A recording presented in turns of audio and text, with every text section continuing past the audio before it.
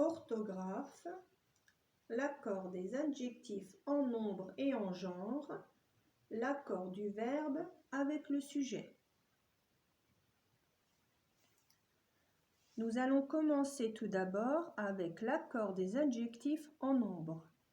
L'adjectif s'accorde en nombre, c'est-à-dire soit au singulier, soit au pluriel, avec le nom auquel il se rapporte.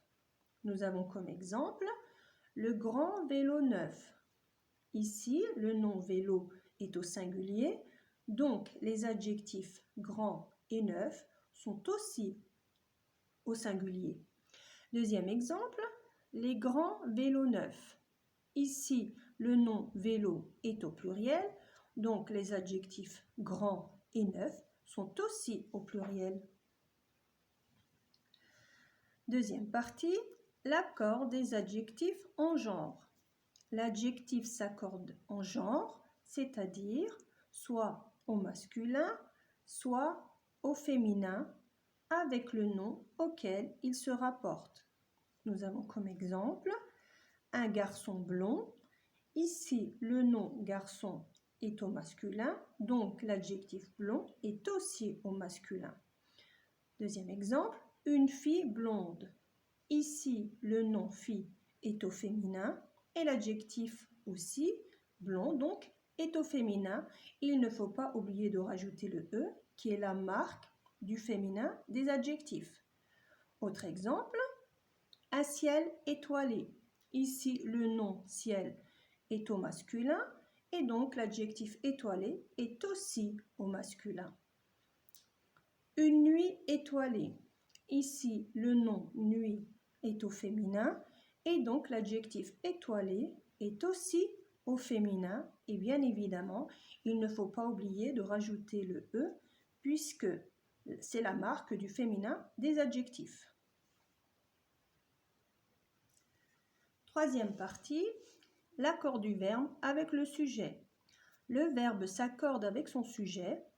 Quand le sujet est un groupe nominal, l'accord du verbe se fait comme avec il ou elle s'il est au singulier ou il ou elle s'il est au pluriel.